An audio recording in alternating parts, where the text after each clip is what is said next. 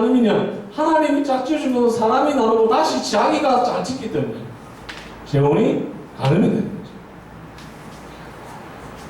또한 결혼은 남자와 여자가 한 몸을 이루는 것인데 그 한 몸됨을 분리시키는 행위는 다 가늠이 되는 겁니다.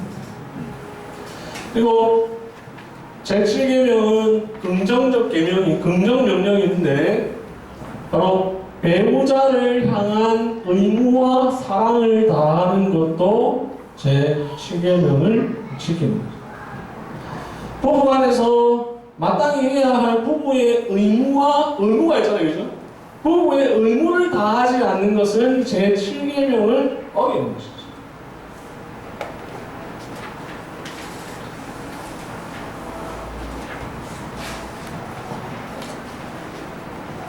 그 제 책에 보면 이제 각 줄을 이렇게 쭉 유심히 보시면 앞부분에 이제 제가 언급 안 하고 나왔습니다.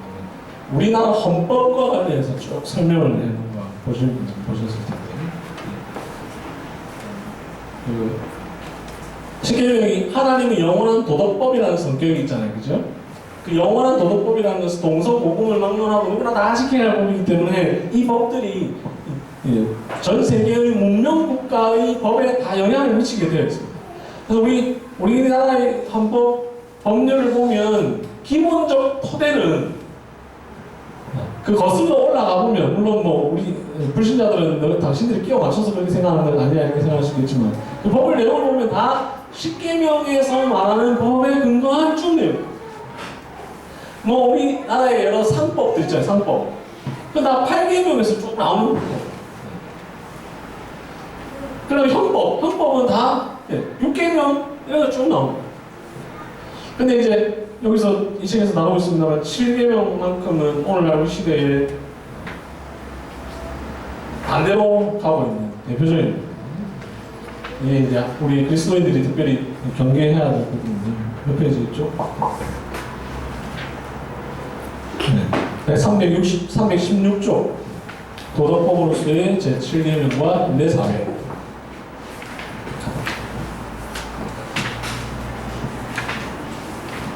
317쪽에 있는 박모 씨와 옥모 씨가 누구시 아십니까?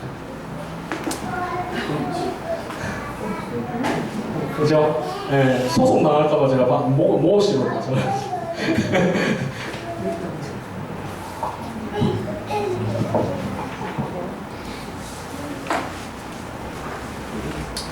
네, 제8계명 있습니다. 간단하게 좀 이렇게 하고 넘어가겠습니다. 제8계명은 도둑질 하지 말라죠. 제8계명을 이해하기 위해서 크게 두 가지를 생각해야 되는데 하나는 자, 우리가 흔히 농담으로 니께 니 거고 니께 내 거고 내께 내 거지 이렇게 얘기해요. 부부간에 니께 내 거고 내께 내 거잖아요. 네, 니께 내 거고 내께 내 거면 도둑질이 성립하지 않습니다. 니 거 내 거인데 뭐 내 거 내 거고 니 거 내 거 없으면 도둑질이 성립하지 않습니다. 도둑질이 성립하기 위해서 기본은 니 것과 내 것이 분명히 구분될 때 성립됩니다. 이것을 통해서 하나님은 제8계명에서 우리에게 의도하신 바 중에 하나가 사유재산을 인정하십니다. 이런 점에서 기독교회는 원리적 측면에서의 공산주의를 반대합니다. 우리 공산주의하면 자꾸 북한을 떠올리는데 그게 아니고 북한은 변질된 공산주의고 공산주의라는 니 것 내 것이 없는 게 공산주의잖아요. 함께 생산해서 함께 소비하는. 그럼 반대는 자본주의죠. 그럼 우리는 자본주의를 동의하느냐? 그렇지 않습니다. 한국교회의 그 극우적인 기독교 사람들은 공산주의를 비판하는 데는 열을 올리면서 자본주의를 비판하는 데는 매우 소극적인 경우들이 있는데요. 성경적 가치관에서는 둘 다 나쁜 겁니다. 왜냐? 두 번째 때문인데 도둑질 하지 말라 하는 첫 번째는 사유재산에 대한 인정이 있지만 또 하나는 모든 재산은 하나님께서 우리에게 맡겨주신 것이다 라고 하는 청지기 정신이 있습니다. 자본주의는 사유재산만을 인정합니다. 이건 내 거고 내 건 니건 니 거고 내 건 내 겁니다. 자본주의는. 근데 성경의 경제관은 니건 니 거고 내 건 내 거지만 니 건 내 거가 될 수가 있습니다. 내게 니 거가 될 수가 있습니다. 이것은 강제적이지 않고 자발적입니다. 왜냐? 내 것은 내 것이지만 하나님이 나에게 주신 거기 때문에. 이런 이 제8계명이 전제하고 있는 이 두 가지를 반드시 이해하셔야 됩니다. 그래야 제8계명이 제대로 이해됩니다. 그리고 그래야 제8계명을 책에서 다 설명하지 않았어도 우리가 적용을 하실 수 있는 거리들이 굉장히 많아집니다. 도둑질이 왜 죄냐? 기본적으로 네 건데 그걸 내 거로 만들려고 하니까 죄가 됩니다. 저 사람이 나한테 자발적으로 나한테 주면 상관없습니다. 그런데 억지로 나의 것이 되게 하려는 모든 행위는 도둑질입니다. 반대로 내 건 내 거야! 아무한테도 줄 수 없어! 이거 도둑질입니다. 왜냐? 내 건 내 게 아니기 때문입니다. 하나님 것이기 때문입니다. 내어줄 수가 있어야 됩니다. 도둑질 하지 않으려면 어떻게 해야 될까? 열심히 일을 해야 됩니다. 이런 점에서 성경은 노동을 중요하게 여깁니다. 일을 하는 것을 통해서만 비로소 우리가 다른 사람의 것을 훔치지 않게 됩니다. 왜 도둑질을 하려고 합니까? 내가 일해서 나의 것을 얻으려고 하기보다는 손쉬운 방법으로 나의 것으로 얻으려고 합니다.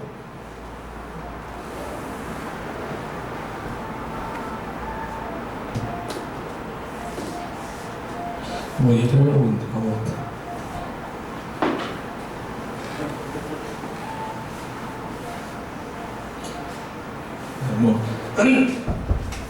도둑질은 긍정 명령이 뭐냐? 일하는 겁니다. 열심히 일하는 겁니다. 노동하는 겁니다. 도둑질에는 긍정 명령이 없다 생각할 수 있지만 아니 명령 일하는 겁니다.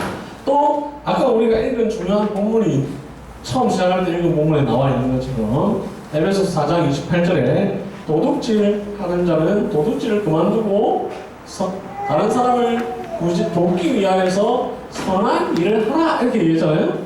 그러니까 남을 도와주는 것도 제8계명의 긍정 명령입니다.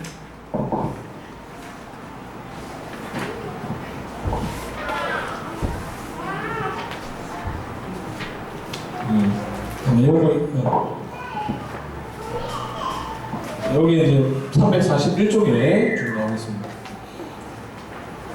도둑질에서 노동으로, 노동에서 구제로 나아가야 합니다. 도둑질은 우리가 대부분 이거는 뭐 잘 지키고 있어요 생각하시지만 이것만큼 잘 어기는 것이 없습니다.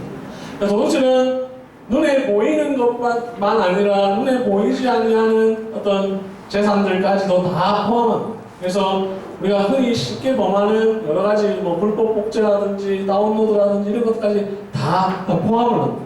그리고 심지어 성경에서 제일 많이 언급하고 있는 것은 저울을 속이는 건데 우리 시대는 이제 뭐 저울뿐만 아니라 아주 많은 예를 들 수가 있습니다. 과장 광고, 허위 광고. 그러니까 이거는 한 번만 바르면 다 낫습니다. 이거는 저울을 속이는 것과 같습니다. 예, 한 10번 발라야 낫는데 한 번만 바르면 낫습니다. 그건 거짓말이에요. 그건 도둑질하는 거예요. 왜냐하면 한 번 바르면 낫는 줄 알고 샀는데 10번이나 발라야 되는 그 수고를 해야 되니까. 그건 도둑질이 되는 겁니다. 여러 가지가 많습니다. 여기 써놨는데 미용실에서 만원짜리 파마 만원짜리 파마 없죠. 20만원짜리 파마인데 50만원을 받는다. 이거 다 도둑질이죠. 그리고 우리가 일하는 사람도 마찬가지고 내가 월급을 얼마를 받는데 거기만큼 합당하게 일을 해야 되는데 난 월급을 얼마나 받으니까 어차피 일해도 받고 안 해도 받으니까 안 해야지 하면 그것도 도둑질이 되는 거예요. 도둑질에 적용할 거리가 굉장히 많은데 그 책에 있는 내용들을 잘 읽어보시면 되겠습니다.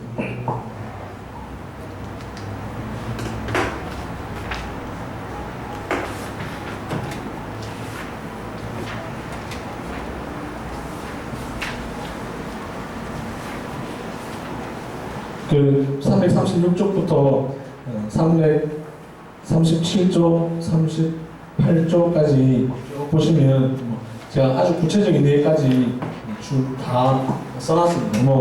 원산지를 속이는 거, 중국산인데 국내산이라고 해서 파는 거, 이거 다 도둑질이기 때문에 그렇죠. 제8계명을 예배와 관련해서 하나 생각해보면, 제가 아까 각 계명이 예배와 관련해서 있다고 했는데 6계명에 대해서는 제가 건너뛰었는데 나중에 읽어보시면 되겠고, 제8계명과 관련해서 예배는 헌금을 우리가 생각할 수 있습니다. 헌금은 매우 대표적인 제8계명을 적극적으로 지키는 방식 중에 하나입니다. 왜냐하면 내 것을 내 것이 아니라고 하는 매우 자발적인 행위입니다. 하나님, 내가 지금 갖고 있는 이것을 하나님이 나에게 주신 것입니다 라고 하는 행위가 헌금 행위입니다. 그래서 제8계명을 지키는 것이고, 또 제8계명의 적극 능동적인 일 중에 하나가 구제라고 했지 않습니까? 그죠? 우리가 드리는 헌금이 쓰이는 여러 가지 용처가 있지만 그 중에 대표적인 용처, 성경이 우리에게 직접적으로 언급하고 있는 용처 중에 가장 많이 나오는 10계명의 용처가 구제에 사용하는 것이죠.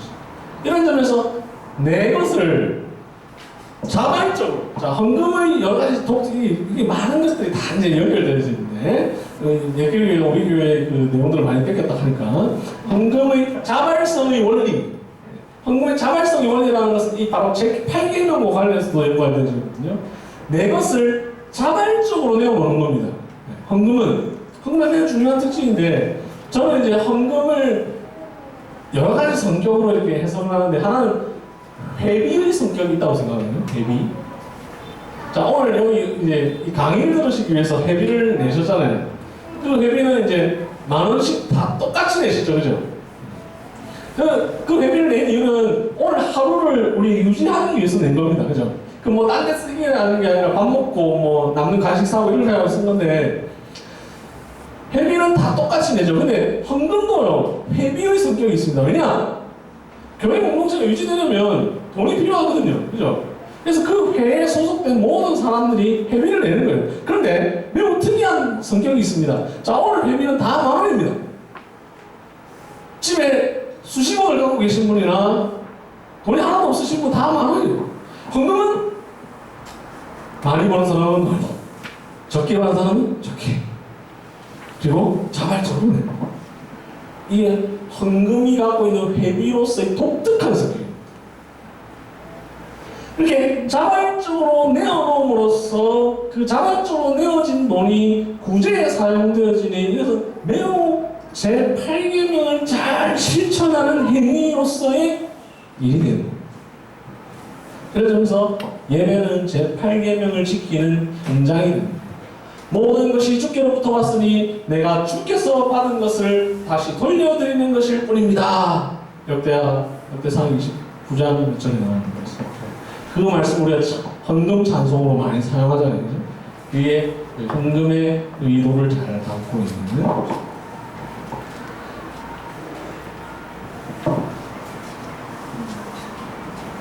이제 빠른 시간에 다 설명하려고 해서 뭘 설명할까 찾는다고 제9계명 하고 마무리하겠습니다. 제10계명은 책에 설명이 나와 있어서 보시면 알겠습니다만, 제10계명은 어떤 다른 구체적인 내용을 설명하는 계명이 아니라 앞에 있는 모든 죄를 포괄하는 계명이고, 모든 죄에 대해서 나는 잘못한 것이 하나도 없습니다 라고 하는 사람들로 하여금 그렇지 않다라는 사실을 우리에게 확실히 가르쳐주기 위한 쐐기를 박는 계명이 제10계명입니다. 그 설명이 이제 책에 나와 있습니다. 그거 읽어보시면 되고요. 제9계명을 이제 설명하고 마무리를 하도록 하겠습니다. 제9계명, 너는 이웃에 대하여 거짓 증거하지 말라. 이것을 기본적으로 재판과 관련된 내용입니다. 그래서 재판에 관한 많은 윤리들과 관련되어져 있는데, 우리는 거의 대부분의 사람들은 일반적으로 재판에 갈 일이 별로 없죠, 그죠? 법원에, 검찰에 갈 일이 간혹 있긴 하지만 대부분 법 없이도 살 수 있는 분들이 많습니다. 그럼 이 계명이 우리에게 무슨 의미가 있느냐 할 때 에베소서 4장 25절 말씀을 볼 수 있는데, 에베소서 4장 25절 말씀을 보시면 358쪽, 제 책 358쪽, 여기서 제 책의 장점이 이런 데 살아납니다. 성경을 찾지 않고 바로 책을 보면 됩니다.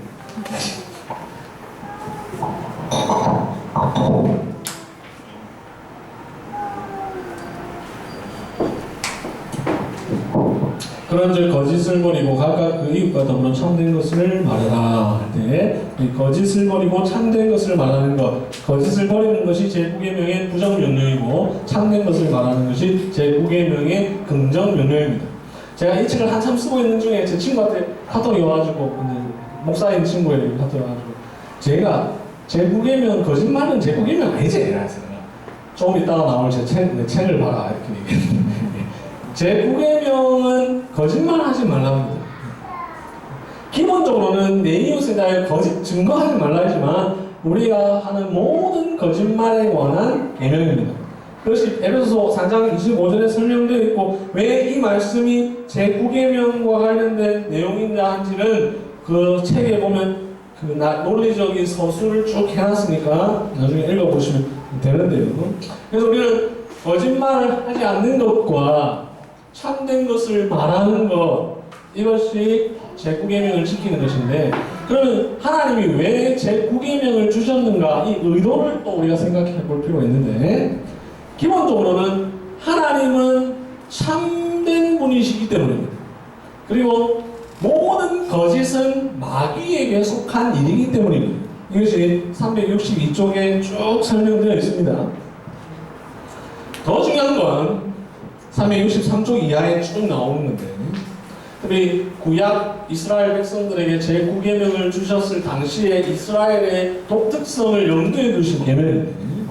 이스라엘은 장차 하나님 나라로 세워져야 합니다. 그죠? 이 하나님의 나라는 장차 오실 예수 그리스도의 증인이 되어야 합니다.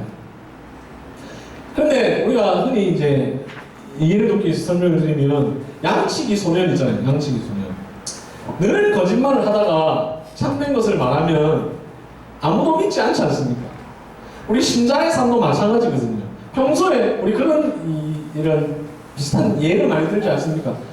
평소에 참 바른 말을 많이 하는 친구가 예수님 믿는다고 하니까 나도 한번 예수님 믿어보겠다 이런 생각하는 것처럼, 신자가 늘 거짓말을 하고 다니면 그 사람이 어느 날 진짜 예수 그리스도에 관한 복음을 다 전했는데, 아까 제가 제 후배가 저보고 오빠가 하는 말은 다 거짓말 같아요 라고 말하는 것처럼, 그 말도 거짓말로 오해할 수가 있다는 거죠.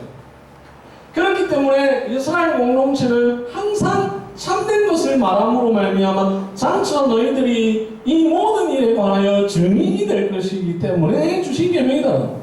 너희는 모든 민족으로 제자를 삼아가지고 아버지와 아들과 성령의 이름으로 세를 주고, 그 다음에 너희는 증인이라 오직 성령이 너희에게 임하시면 너희가 권능을 받고 예루살렘과 온 유대와 사마리아와 땅까지 내 증인이 되리라 하신 이 말씀의 의도 때문에 우리에게 제9계명을 지키라고 말씀을 하셨다는 거죠. 제9계명은 이런 의도가 있다는 사실을 생각하면서 여러 가지 실천적인 내용들이 있는데, 그것도 책을 읽어보시면 되겠고, 예배는 참된 것을 말하는 현장이고 참된 진리를 증거하는 곳이기 때문에 제9계명이 지켜지는 가장 대표적인 장소이고, 우리는 예배 시간에 제9계명을 들음으로 이 세상에 나가서 제9계명을 실천하며 살아가는 자들로 살아가야 합니다. 여기까지 집결에 관한 시간 맞춰서 대충 마무리를 했습니다. 더 뭐 할 수 있는 내용이 있지만, 혹시 질문 있으시면, 질문이 많으면 제가 또 기차표를 취소를 하고 전화만 받아도 됩니다. 그건 전혀 염려 안 하셔도 됩니다.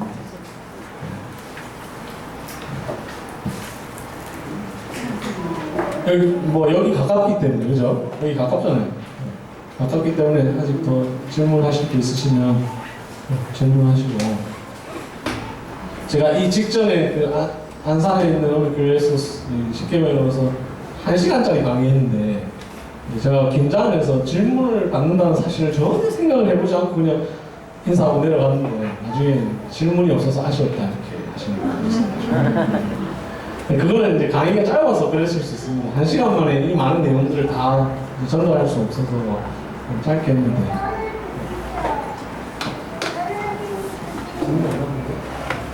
네, 완벽한 강의는 질문이 없는. 네. 감사합니다.